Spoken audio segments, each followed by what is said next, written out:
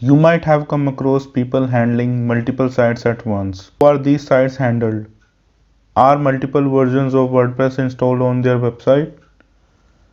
This video will answer what is multi-site in WordPress and how to set it up. Hello everyone, this is Rahul from techblogcorner.com.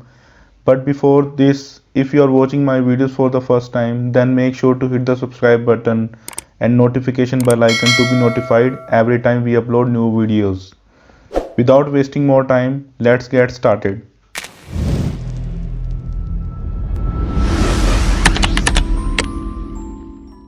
WordPress multi-site allows users to create multiple related sites with a single WordPress installation.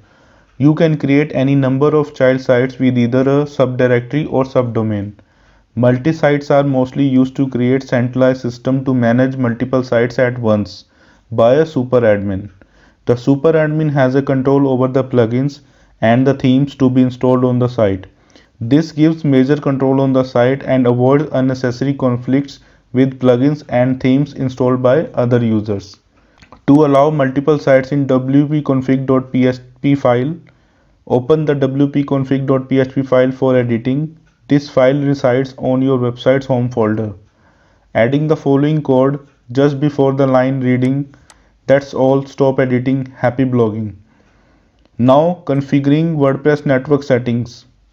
From WordPress sidebar menu, go to the Tools Network Setup. This setup option will only appear in the Tools menu after you have added the snippet given in the step 2 in your WordPress site. You are provided with the two codes snippets that needed to be added to two separate files on your site. First, you need to add the following code snippet above the line, that's all, stop editing, happy publishing, to the same wp-config.php file that you used in step 2. Now replace the code snippet with the entire content of .stxs file. This file resides on the WordPress site folder. Once you have both the files, your site is configured to be multi-site. You need to log in again to get started. After you have logged in, you can notice My Sites logo on the top left corner of the page. It will list the network admin site and all the child sites that you have created. This is a permanent feature to help super admins access all the sites easily. Only the super admin can access the network admin settings that allow him or her to install plugins, themes, and configure other major settings of all the sites. If you hover to one of your child sites, you can see the minimal setting that will be accessed by the respective site administrator. To managing all the sites, hover to My Sites, Network Admin, click on Sites. You can see all your child sites under the All Sites dashboard. To add a new site, click on the Add New button and provide further details like URL, site title, select language, and enter the admin email address. Once the settings are done, click on the Add Site button. Don't forget, multi-site has some disadvantage as well.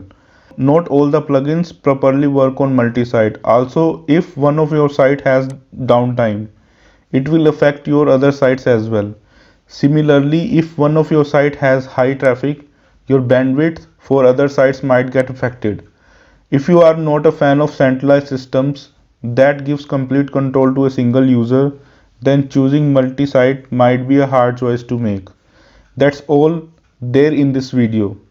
I hope you enjoyed my video. Please leave any suggestion or comments if you have any in the comment section below. Thanks for watching. See you in the next video.